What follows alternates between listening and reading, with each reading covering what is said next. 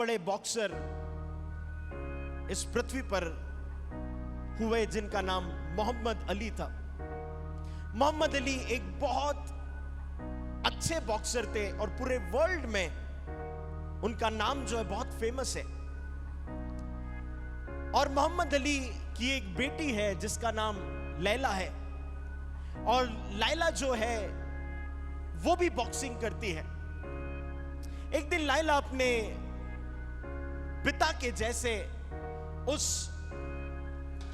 Boxing के उस ring में थी, और वो भी बहुत अच्छी बॉक्सर है।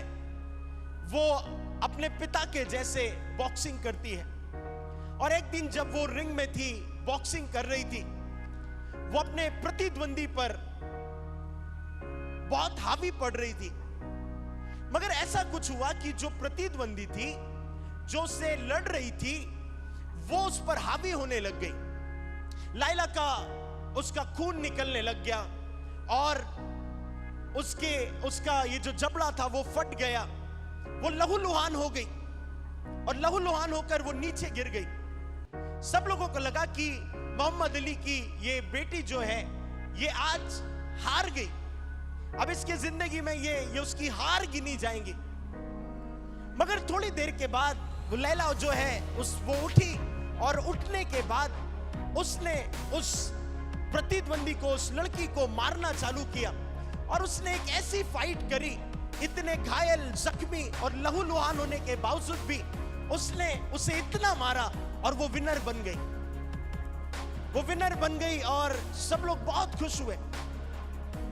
कुछ दिनों के बाद उसकी एक फ्रेंड उससे मिलने के लिए आई और उससे पूछने लगी, मैंने तुम्हारा वो मैच देखा जहां पर तुम गिर गई, तुम लहूलुहान हो गई, तुम्हारे शरीर के अंग फट गए और तुम बहुत ही वीक हो गई थी। मगर तुम थोड़ी देर के बाद उठी और तुमने उस प्रतिद्वंदी को मारना चालू किया और ऐसा मारा कि तुम जीत गई।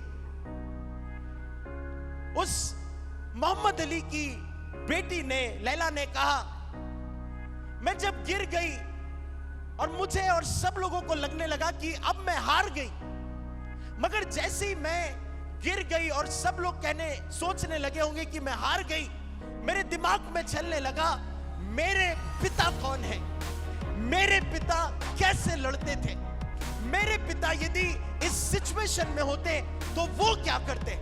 और मैं अपने पिता के बारे में बार बार सोचने लगी। मैं उस रिंग में पड़ी हुई थी, मगर मैं अपने पिता के बारे में बार बार सोचने लगी। मैंने हिम्मत करके अपने आप को उठाया और मैंने उस लड़की को वैसे मारना चालू किया जैसे मेरे पिता किसी प्रतिद्वंदी को मारते थे।